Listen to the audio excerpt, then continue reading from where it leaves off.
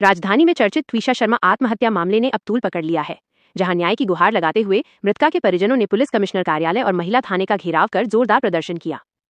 Justice for ट्वीशा Sharma की तख्तियां हाथों में लेकर परिजनों ने मृतका के पति सामर्थ शर्मा और सास, जो कि रिटायर्ड जज हैं, के खिलाफ तत्काल एफआईआर दर्ज करने की मांग की है। परिजनों का सीधा आरोप है कि ये आत्महत्या नहीं बल्कि एक सुनियोजित हत्या है, क्योंकि ट्वीशा एक बेहद सशक्त और आत्मनिर्भर महिला थी। शिकायत के मुताबिक घटना वाली रात ट्वीशा ने फोन पर अपनी प्रताड़ना का जिक्र किया था और फिर अचानक कॉल कट गया, जिसके कुछ ही देर बाद उसकी मौत की खबर आई। परिजनों ने आरोप लगाया है कि ससुराल पक्ष के रसूख के कारण जांच प्रभावित हो सकती है और सबूतों से छेड़छाड़ की प्रबल आशंका है। स्थिति इतनी तनावपूर्ण है कि रोते बिलखते परिजनों ने साफ चेतावनी दी है कि जब तक पति और सास के खिलाफ मुकदमा दर्ज कर उन्हें गिरफ्तार नहीं किया जाता, तब तक वे शव स्वीकार नहीं करेंगे। मामले की गंभीरता को देखते हुए पुलिस कमिश्नर ने परिजनों को निष्पक्ष जांच का आश्वासन दिया है। मेरा नाम मीनाक्षी शर्मा है, मैं मेरी बुआ की बेटी है और उसने मेरे को मरने से कुछ दिन 15 दिन पहले उसने बताना शुरू किया। वो 1 महीने से बता रही थी, वो मुझे भी मैसेज कर रही थी, वो अपनी माँ को भी कॉल करके बता रही थी कि उसको टॉर्चर किया जा रहा है, उसको गंदी गंदी गालियाँ दी जा रही है, उसको खाने को नहीं दिया जा रहा। वो उसका सिर्फ 5 महीने में 15 किलो वजन कम हुआ है। वो जब भी घर आती थी वो खुश नहीं लगती थी। हमने उसकी अभी जब बॉडी देखी तो उसके साफ साफ निशान दिख रहे थे, उसका कान पे निशान दिख रहे थे कि जिससे उसको मारा गया है। उसका एक हाथ पीला पड़ा हुआ था और उसके पैर भी पीले पड़े हुए थे। उसकी गर्दन पे निशान था जैसे उसने अपना बचाव किया है। अब यहाँ पे 2 उंगली से उसकी निशान है कि उसने अपनी गर्दन पे बचाव किया गया है और इस चीज़ को पूरा सुसाइड दिखाया जा रहा है, जो कि ये सुसाइड नहीं है। वो इतनी बोल्ड लड़की है जो सुसाइड कभी नहीं कर सकती। क्या काम करती थी? नौकरी की बात आ रही है। वो MBA पास आउट थी। वो उसने मॉडल थी। वो मिस पुणे रह चुकी है। उसने 2 पिक्चर में काम भी किया है। आप अभी भी गूगल करोगे ट्वीशा शर्मा के, आपको बहुत फोटोज दिख जाएंगी। जर्मन कंपनी में जॉब कर रही थी। जैसे उसके शादी के कुछ रीजन की वजह से जॉब चली गई। उसके बाद उसको परेशान किया गया है। जॉब के बाद उसको पैसे नहीं दिए जा रहे थे। वो टिकट्स के लिए भी अपने घर से पैसे मांग रही थी कि उसके पास पैसे नहीं थे। 20 लाख की उसकी FD थी, जो कि वो उसके घर वाले चाहते थे कि वो अपने पति के साथ जॉइंट अकाउंट खोल के हम शेयर्स में इन्वेस्ट कर दे, जो कि उसके खुद के पैसे थे। वो हम लोग डेड बॉडी नहीं लेंगे जब तक हमारी FIR नहीं होगी, जब तक वो लड़का गिरफ्तार नहीं होगा। एटलीस्ट उसको कस्टडी में लो। PM रिपोर्ट में भी दिख रहा है कि उसको मारा गया है और ये पुलिस हमारा थाने में हमारी कोई सुनवाई नहीं हुई। 6 घंटे हम बैठ के आए, हमें वहाँ से भगा दिया गया कि आपकी कोई अभी नहीं होगी। सुबह हम आपको बताएंगे। सुबह से भी हमारे पास कुछ हमारी सुनवाई नहीं हुई है। मेरा नाम जल्पा शर्मा है, मैं त्रिशा की चाची हूँ और ये दहेज हत्या में हमारी लड़की मार दी गई है।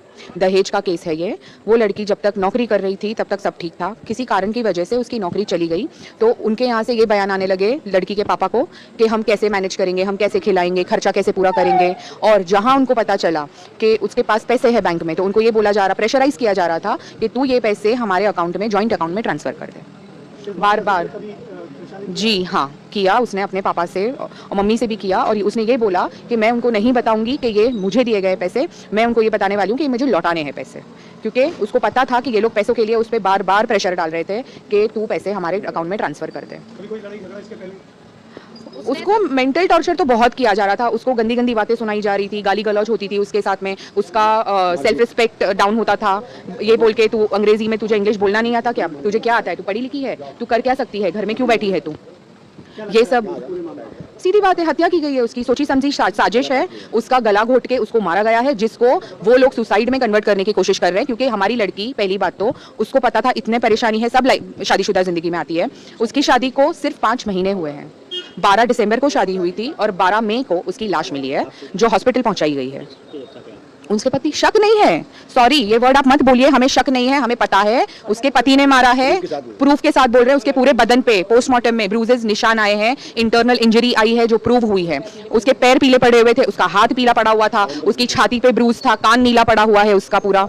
और हम फोटो दे सकते हैं अगर हमें, हमारी कार्रवाई चल रही है, बाद में हम जरूर, बेशक अगर आपको फोटो चाहिए हम आपको फोटो भी देंगे। अभी चालू है बातचीत, ठीक है, क्योंकि बातचीत चालू है, मगर हमारी कोई कार्रवाई नहीं हुई है अभी तक, कोई ना FIR हुई है। हम महिला थाना में भी गए थे सुबह, जहां हमें बोल दिया गया कि हमारे हित में, हमारे अथॉरिटी में कुछ नहीं आता है, क्योंकि हमारे कार्य क्षेत्र में नहीं आता है। आपको ECP के पास जाना पड़ेगा। जो कार्य क्षेत्र में हुआ है, कटारा हिल्स चौकी है, पुलिस चौकी वहाँ पे, और वहाँ पे हमको कल शाम को 5 बजे से लेकर रात को 12 बजे तक बिठाया गया है, जहाँ पे थाना का दरवाजा हमारे मुंह पे बंद किया गया है।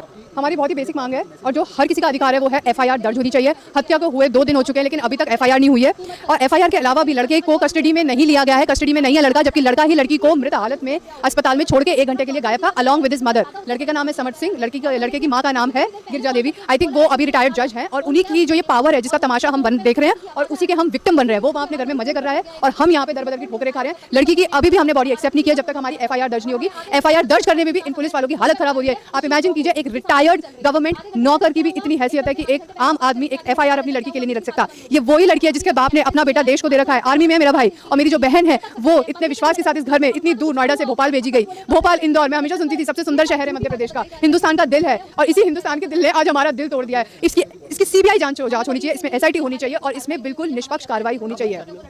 9 दिसंबर को हुई थी शादी के बाद, सब थोड़े टाइम के लिए सब ठीक था लेकिन जैसे मेरी बहन की नौकरी गई तभी से इनका दबाव बढ़ने लग गया पैसे को लेके। मेरी बहन को मेरे मामा ने बॉन्ड बना के शेयर बना के दिया था 20 लाख का। इसको पता चल गया और तब से ये इसके ऊपर प्रेशर बनने लग गया कि तू मेरे नाम कर दे, तू मेरे नाम कर दे। ना ये इसको जेब खर्च देता था, ना ही इसको ढंग से खाना देता था। 15 किलो का वजन इसका घट चुका था। उसके अलावा जब लड़की को फाइनली लगा कि मैं अपने घर जाऊंगी, उस टिकट भी टिकट इस लड़के ने नहीं की। क्यों? क्योंकि वो चाहता ही नहीं था। वो तो चाहता था इसको मेंटली साइकोलॉजिकली ब्रेक करना। ये एक नया पैटर्न आ गया है मार्केट में कि पहले लड़की को या लड़के को साइकोलॉजिकली बिल्कुल तोड़ दो जिससे वो किसी को कंप्लेन ही ना कर पाए, और उसको साइकोलॉजी तोड़ दी।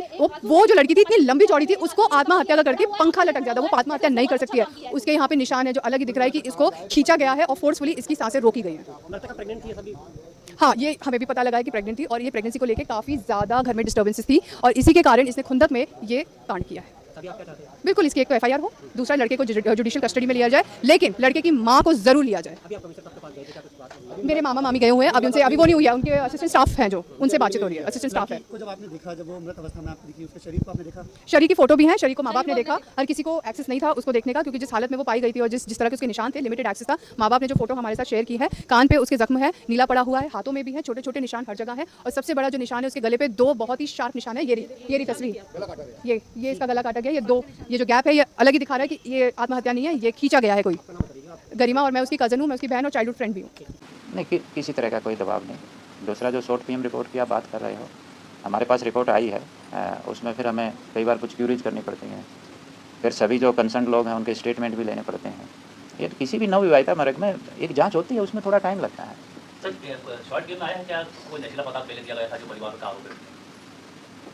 नहीं, उसमें वो तो शॉर्ट पीएम जो है ना, अभी देखना पड़ेगा। मेरी जानकारी में तो इस तरह का शॉर्ट पीएम में कुछ नहीं आया है। सर, मृतिका के परिजनों का आरोप है कि जो मृतिका है उसका पति जो है वो ड्रग अब्यूज था और 2 साल पहले ड्रग के मामले में डिटेन भी किया गया। देखो, ये सभी चीज़ें कुछ जो वो कह रहे हैं इससे सभी हमारी जांच का हिस्सा है और जांच में हमें डॉक्यूमेंट्स भी लेने होते हैं। तो वो वही मैं कह रहा हूँ, वो ये बहुत सारी चीज़ें जांच का हिस्सा होती हैं। अब बगैर जांच किए तो हम इन चीज़ों किसी के कहने से तो कुछ होता नहीं। हाँ, वो तो अगर कुछ है तो वो डॉक्यूमेंट्स देखने पड़ेंगे, कुछ एविडेंस हमें कलेक्ट करने पड़ेंगे। इसी तरह की जांच के लिए तो समय चाहिए हमें। ये किसी भी आप दूसरे केसेस में देख लो, जो भी नवविवाहिता मर्ग हैं सब में टाइम लगता है। हाँ, क्योंकि भाई प्रॉपर जांच करनी है तो टाइम, ये उस तरह का मामला नहीं होता कि भाई कोई सीधा किसी के ऊपर फायर कर दिया, हमने 302 कायम करके उसको 2 घंटे में गिरफ्तार कर लिया। ये नवविवाहिता मर्ग होते हैं, इसमें टाइम लगता है। हाँ, मैं इतना कह सकता हूँ कि हमारी जांच बिल्कुल निष्पक्ष रहेगी, बिल्कुल ट्रांसपेरेंट रहेगी और जो जस्टिस है वो होगा।